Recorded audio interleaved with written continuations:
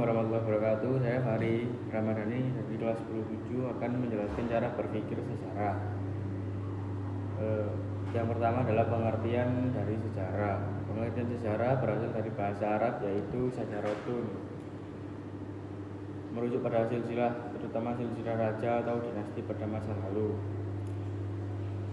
Pengertian sejarah bukan berkembang dan bergerak lurus ke depan dengan tujuan pasti, melainkan melingkar yang tinggi rendahnya disebabkan oleh keadaan manusia.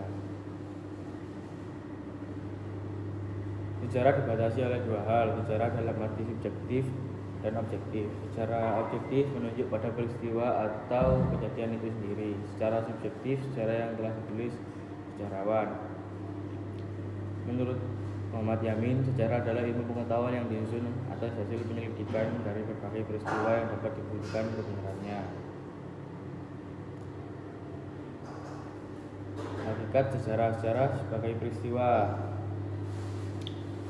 Satono Kartodurjo menyatakan setiap peristiwa selalu memiliki pengaruh besar bagi kehidupan manusia.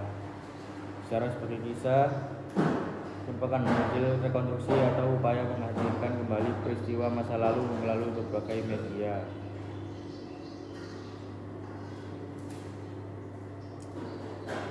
Kedudukan manusia dalam sejarah adalah manusia merupakan aktor sentral dalam kajian sejarah. Sejarah adalah kisah tentang manusia yang dalam kaitannya dengan ruang dan waktu.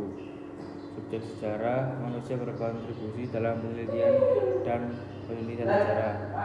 Kisah sejarah tidak mungkin hadir tanpa adanya manusia yang meneliti. Konsep ruang dan waktu dalam sejarah. Dimensi ruang dan waktu dapat menunjukkan peristiwa sejarah sebagai peristiwa yang khas dan unik. Kajian sejarah akan selalu terbatas pada tempat dan waktu tertentu.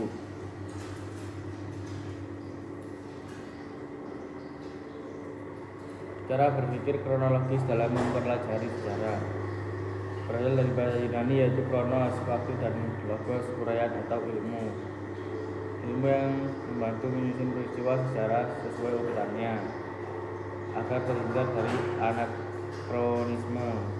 Anakronisme adalah kerancuan waktu antara satu peristiwa sejarah yang satu dan peristiwa sejarah yang lain.